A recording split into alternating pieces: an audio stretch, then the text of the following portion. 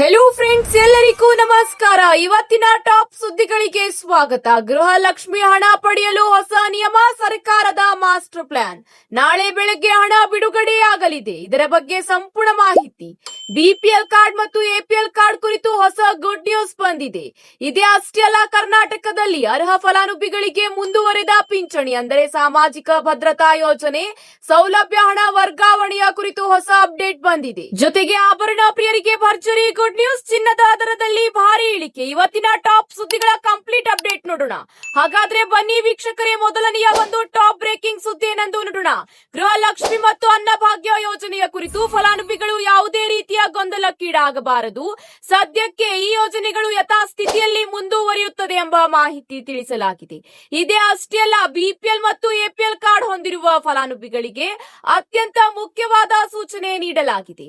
ಆ ಒಂದು ಸೂಚನೆ ಏನೆಂದು ನೋಡೋಣ. ಬನ್ನಿ ವೀಕ್ಷಕರೇ, ತಾಂತ್ರಿಕ ಕಾರಣ ಅಥವಾ ತಪ್ಪು ಮಾಹಿತಿಯಿಂದ ಬಿಪಿಎಲ್ ಕಾರ್ಡ್ಗಳು ಎಪಿಎಲ್ ಆಗಿ ಬದಲಾಗಿದ್ದರೆ ಸರಿಪಡಿಸಲು 45 ದಿನಗಳ ಕಾಲಾವಕಾಶ ಇದೆ. ಈ ಕುರಿತು ಈಗ ಮಹತ್ವದ ಅಪ್ಡೇಟ್ ಬಂದಿದೆ. ಹೌದು ವೀಕ್ಷಕರೇ, ಈಗಾಗಲೇ ಆಹಾರ ಇಲಾಖೆ ತಿಳಿಸಿರುವ ಮಾಹಿತಿಯ ಪ್ರಕಾರ ಫಲಾನುಭವಿಗಳು 45 ದಿನಗಳ ಒಳಗಾಗಿ ನಿಮ್ಮ ಕಾರ್ಡ್ ರದ್ದಾಗಿದ್ದರೆ, ಅಂದ್ರೆ ಬಿಪಿಎಲ್ ಕಾರ್ಡ್ ನಿಂದ ಎಪಿಎಲ್ ಕಾರ್ಡ್ಗೆ ವರ್ಗಾಯಿಸಲಾಗಿದ್ದರೆ ಈಗ 45 ದಿನಗಳ ಕಾಲಾವಕಾಶ ನೀಡಲಾಗಿದೆ. ಮತ್ತೆ ಬಿಪಿಎಲ್ ಕಾರ್ಡ್ ಗಳನ್ನು ಪಡೆಯಲು ಅವಕಾಶ ನೀಡಲಾಗಿದೆ. ಹೌದು ವೀಕ್ಷಕರೇ, ತಪ್ಪಾಗಿ ನಿಮ್ಮ ಈಗ ಖಾತೆ ಈಗ ಎಪಿಎಲ್ ಗೆ ವರ್ಗಾವಣೆಯಾಗಿದ್ದರೆ ಮತ್ತೆ ನೀವು ಬಿಪಿಎಲ್ ಕಾರ್ಡ್ ಪಡೆಯಬಹುದು. ಒಂದು ವೇಳೆ ಸರಿಯಾದ ಮಾಹಿತಿ ಇದ್ದರೆ ಮಾತ್ರ ನೀವು ಈಗ ಬಿಪಿಎಲ್ ಕಾರ್ಡ್ ಪಡೆಯಲು ಸಾಧ್ಯವಾಗುತ್ತದೆ. ಹೌದು ವೀಕ್ಷಕರೇ, ಇನ್ನೊಂದು ಮಾಹಿತಿಯ ಪ್ರಕಾರ ಈಗ ರಾಜ್ಯದಲ್ಲಿ ಬರೋಬ್ಬರಿ 14 ಲಕ್ಷ ಕಾರ್ಡ್ ಗಳನ್ನು ರದ್ದು ಮಾಡಿದೆ ಆಹಾರ ಇಲಾಖೆ. ಹೌದು ವೀಕ್ಷಕರೇ, ಈಗ ಬಿಪಿಎಲ್ ಮತ್ತು ಅನ್ನಭಾಗ್ಯ ಯೋಜನೆಯ ಸರ್ಜರಿ ಕೂಡ ನಡೆಸಲಾಗುತ್ತಿದ್ದು, ಈ ಕುರಿತು ಆಹಾರ ಸಚಿವ ಮುನಿಯಪ್ಪನವರು ಮಹತ್ವದ ಮಾಹಿತಿ ತಿಳಿಸಿದ್ದಾರೆ. ರಾಜ್ಯದ ಒಟ್ಟು 14 ಲಕ್ಷಕ್ಕಿಂತ ಅಧಿಕ ಕಾರ್ಡ್ಗಳನ್ನು ರದ್ದು ಮಾಡಲಾಗಿದೆ ಎಂಬ ಮಾಹಿತಿ ತಿಳಿಸಲಾಗಿದೆ. ಒಂದು ವೇಳೆ ತಪ್ಪಾಗಿ ನಿಮ್ಮ ಕಾರ್ಡ್ ರದ್ದಾಗಿದ್ದರೆ ನೀವು ತಹಶೀಲ್ದಾರ್ ಕಚೇರಿಗೆ ಭೇಟಿ ನೀಡಿ ಅಗತ್ಯದ ದಾಖಲಾತಿಗಳನ್ನು ಸಲ್ಲಿಸಿದರೆ 15 ದಿನಗಳ ಒಳಗಾಗಿ ನಿಮಗೆ ಮತ್ತೆ ಕಾರ್ಡ್ ವಾಪಸ್ ನೀಡಲಾಗುತ್ತದೆ ಎಂಬ ಮಾಹಿತಿ ಲಭ್ಯವಾಗಿದೆ. ಇದರ ಜೊತೆಗೆ ಮುಂದಿನ ಒಂದು ಅಪ್ಡೇಟ್ ಏನೆಂದು ನೋಡೋಣ. ಬನ್ನಿ ವೀಕ್ಷಕರೇ, ಗೃಹಲಕ್ಷ್ಮಿ ಯೋಜನೆಯ ಅಡಿಯಲ್ಲಿ ಬರ್ತಿರ್ತಕ್ಕಂತಹ ಒಂದು ದೊಡ್ಡ ಅಪ್ಡೇಟ್ ಎಂದೇ ಹೇಳಬಹುದಾಗಿದೆ. ಈಗಾಗಲೇ ನಿಮಗೆ ತಿಳಿದಿರುವ ಹಾಗೆ ಅಂಗನವಾಡಿ ಸಿಬ್ಬಂದಿಗಳು ನಿಮ್ಮ ಮನೆಗೆ ಬಂದು ಹೊಸ ಅರ್ಜಿಯನ್ನು ಸ್ವೀಕರಿಸುತ್ತಾರೆ. ಹೌದು ವೀಕ್ಷಕರೇ, ಗೃಹಲಕ್ಷ್ಮಿ ಯೋಜನೆಯ ಅಡಿಯಲ್ಲಿ ಅನರ್ಹ ಫಲಾನುಭವಿಗಳಿಗೆ ಹಣ ಸಂದಾಯವಾಗಿದ್ದು ಪತ್ತೆ ಆಗುತ್ತಿದ್ದಂತೆ ಮುಖ್ಯಮಂತ್ರಿ ಡಿಕೆ ಶಿವಕುಮಾರ್ ಅವರು ಮತ್ತೊಮ್ಮೆ ಹೊಸದಾಗಿ ಅರ್ಜಿ ಸಲ್ಲಿಸುವಂತೆ ಈಗಾಗಲೇ ತಿಳಿಸಿದ್ದಾರೆ. ಇದರ ಬೆನ್ನಲ್ಲೇ ಸಂಬಂಧಿಸಿದ ಅಧಿಕಾರಿಗಳು ಅಗತ್ಯ ತಯಾರಿ ನಡೆಸಿದ್ದು ಸರ್ಕಾರ ಯೋಜನೆ ಫಲಾನುಭವಿಗಳಾಗಲು ಹೊಸ ಮಾರ್ಗಸೂಚಿ ಹೊರಡಿಸಿದೆ. ಇದರ ಕೆಲಸಗಳು ಅಂತಿಮ ಹಂತದಲ್ಲಿದ್ದು 12 ದಿನಗಳಲ್ಲಿ ಮಾರ್ಗಸೂಚಿಗಳು ಕೂಡ ಪ್ರಕಟವಾಗಲಿದೆ. ಹೌದು, ಗೃಹಲಕ್ಷ್ಮಿ ಹಣ ಮನೆಗೊಬ್ಬ ಗೃಹಿಣಿಯ ಮತ್ತು ಯಜಮಾನಿಗೆ ಮಾತ್ರ 2,000 ರೂಪಾಯಿ ನೀಡುವ ಯೋಜನೆಯಾಗಿದೆ. ಒಂದೇ ಮನೆಯಲ್ಲಿ ಅತ್ತೆ ಮತ್ತು ಸೊಸೆ ಇಬ್ಬರು ಕೂಡ ಯೋಜನೆಯ ಲಾಭ ಪಡೆಯುತ್ತಿದ್ದಾರೆ. ಇನ್ನು ಮುಂದೆ ಅವರಿಗೆ ಹಣ ವರ್ಗಾವಣೆಯಾಗುವುದಿಲ್ಲ ಎಂದು ಸ್ಪಷ್ಟ ಮಾಹಿತಿ ತಿಳಿಸಲಾಗಿದೆ. ಕಳೆದ 3 ವರ್ಷಗಳಿಂದ ಮಹಿಳೆಯರಿಗೆ ಹಣ ಪಾವತಿಯಾಗುತ್ತಿದೆ. ಆದರೆ ಈ ಒಂದು ಯೋಜನೆಯ ಅಡಿಯಲ್ಲಿ ಅನರ್ಹರ ಸಂಖ್ಯೆ ಹೆಚ್ಚಾಗಿದೆ. ಈ ಒಂದು ಕಾರಣದಿಂದ ಈಗ ಹೊಸ ಅರ್ಜಿ ಸಲ್ಲಿಸಬೇಕಾಗಿದೆ. ಕೆಲವರಿಗೆ ಅರ್ಜಿ ಸಲ್ಲಿಸಲು ಬರದಿದ್ದರೆ ಅವರು ಯೋಜನೆಯಿಂದ ವಂಚಿತರಾಗುತ್ತಾರೆ. ಇದನ್ನು ತಪ್ಪಿಸಲು ಸರ್ಕಾರದಿಂದ ಹೊಸ ನಿಯಮ. ಗೃಹಲಕ್ಷ್ಮಿ ಯೋಜನೆಗೆ ಮೊದಲ ಬಾರಿಗೆ ಅಂಗನವಾಡಿ ಸಿಬ್ಬಂದಿ ಮೊಬೈಲ್ ಮೂಲಕ ಅರ್ಜಿ ಸಲ್ಲಿಕೆಗೆ ಅವಕಾಶ ಮಾಡಿಕೊಡಲಿದ್ದಾರೆ. ಅವರ ಮೊಬೈಲ್ನಲ್ಲಿ ಗೃಹಲಕ್ಷ್ಮಿ ಯೋಜನೆಯ ಆಪ್ ಇನ್ಸ್ಟಾಲ್ ಮಾಡಿ ಆಪ್ ಮೂಲಕ ಅರ್ಜಿ ಸಲ್ಲಿಸಲು ತಿಳಿಸಿದೆ.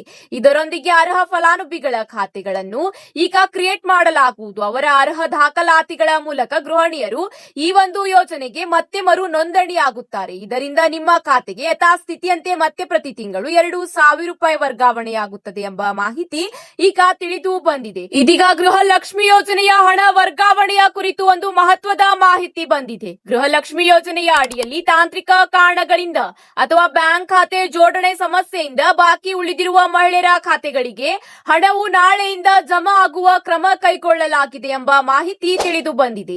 ಹೌದು ವೀಕ್ಷಕರೇ, ಈ ಒಂದು ಯೋಜನೆಯ ಅಡಿಯಲ್ಲಿ ಅರ್ಹರಿದ್ದ ಫಲಾನುಭವಿಗಳ ಖಾತೆಗೆ ತಾಂತ್ರಿಕ ಕಾರಣದಿಂದ ಮತ್ತು ಇತರೆ ಕಾರಣದಿಂದ ಹಣ ವರ್ಗಾವಣೆಯಾಗಿದ್ದಿಲ್ಲ. ಅಂತಹ ಒಂದು ಮಹಿಳೆಯರ ಖಾತೆಗೆ ನಾಳೆಯಿಂದ ಹಣ ವರ್ಗಾವಣೆಯಾಗಲಿದೆ ಎಂಬ ಮಾಹಿತಿ ಲಭ್ಯವಾಗಿದೆ.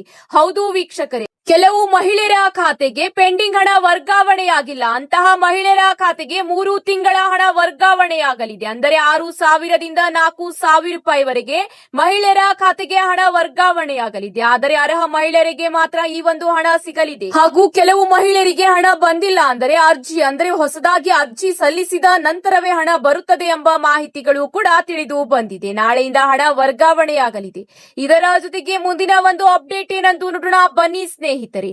ಕರ್ನಾಟಕ ರಾಜ್ಯದಲ್ಲಿ ಸಾಮಾಜಿಕ ಭದ್ರತಾ ಯೋಜನೆಗಳ ಅಡಿಯಲ್ಲಿ ಪಿಂಚಣಿಗಳನ್ನು ಪಡೆಯುತ್ತಿರುವ ಫಲಾನುಭವಿಗಳ ಪಾರದರ್ಶತೆ ಮತ್ತು ಅರ್ಹತೆಯನ್ನು ಖಚಿತಪಡಿಸಿಕೊಳ್ಳಲು ಸರ್ಕಾರವು ಮಹತ್ವದ ಕ್ರಮವನ್ನು ಈಗ ಕೈಗೊಂಡಿದೆ.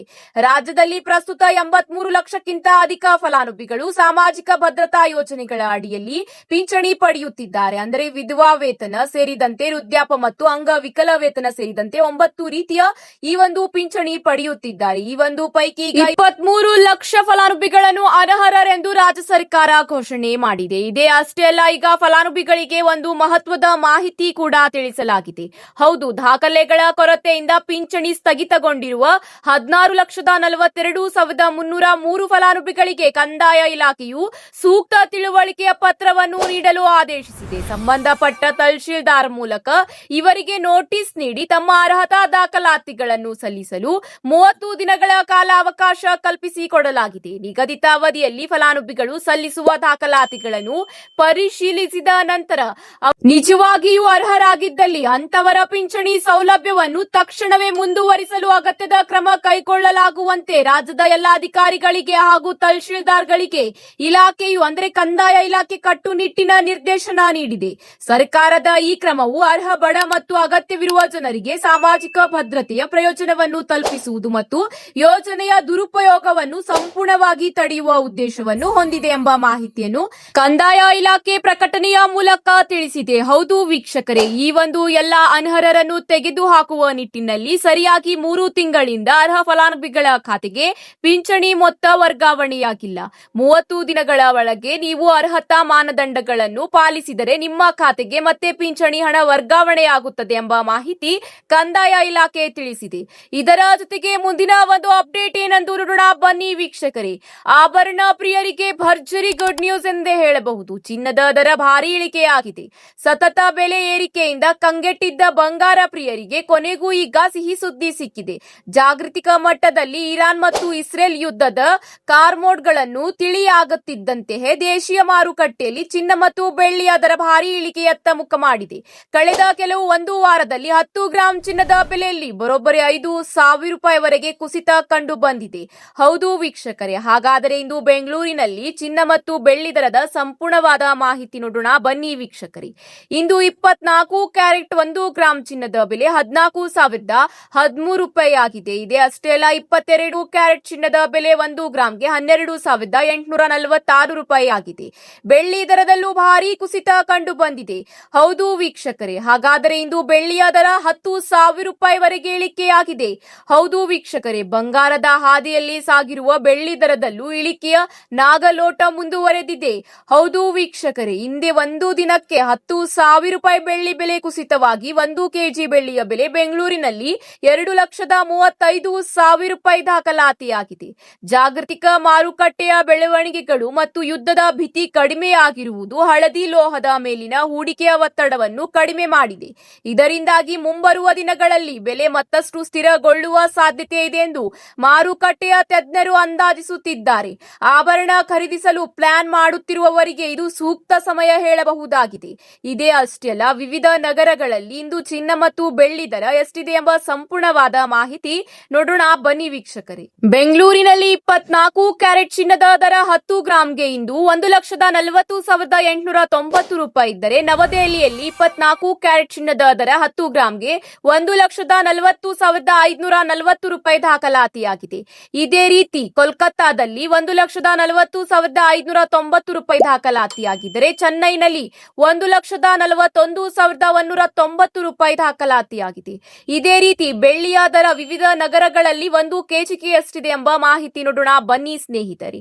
ಬೆಂಗಳೂರಿನಲ್ಲಿ 1 ಕೆಜಿ ಬೆಳ್ಳಿಯ ದರ ಇಂದು 2,35,000 ರೂಪಾಯಿ ದಾಖಲಾತಿಯಾಗಿದ್ದರೆ, ಚೆನ್ನೈನಲ್ಲಿ 2,45,000 ರೂಪಾಯಿ ಇದೆ.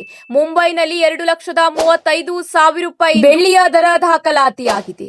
ಇವತ್ತಿಗೆ ಇಷ್ಟೇ ವೀಕ್ಷಕರೇ, ಮತ್ತೆ ಸಿಗೋಣ ಹೊಸ ಅಪ್ಡೇಟ್ ಜೊತೆಗೆ. ನಿಮ್ಮ ನಗರದಲ್ಲಿ 22 ಕ್ಯಾರೆಟ್ 1 ಗ್ರಾಂ ಚಿನ್ನದ ದರ ಎಷ್ಟಿದೆ ಎಂದು ಕಮೆಂಟ್ ಮೂಲಕ ತಿಳಿಸಿ. ನೀವು ಇನ್ನೂ ಕೂಡ ನಮ್ಮ ಚಾನೆಲ್ ನ ಸಬ್ಸ್ಕ್ರೈಬ್ ಮಾಡಿಲ್ಲ ಅಂದ್ರೆ ಈ ಕೂಡಲೇ ಸಬ್ಸ್ಕ್ರೈಬ್ ಮಾಡಿಕೊಳ್ಳಿ. ಮತ್ತೆ ಸಿಗೋಣ ಮುಂದಿನ ಟಾಪ್ ಸುದ್ದಿಗಳ ಜೊತೆಗೆ. ಈ ಒಂದು ಮಾಹಿತಿ ಇಷ್ಟವಾದಲ್ಲಿ ಲೈಕ್ ಮಾಡಿ ಮತ್ತು ನಿಮ್ಮ ಎಲ್ಲಾ ಸ್ನೇಹಿತರ ಜೊತೆಗೆ ಶೇರ್ ಮಾಡಿಕೊಳ್ಳಿ. ಧನ್ಯವಾದಗಳು.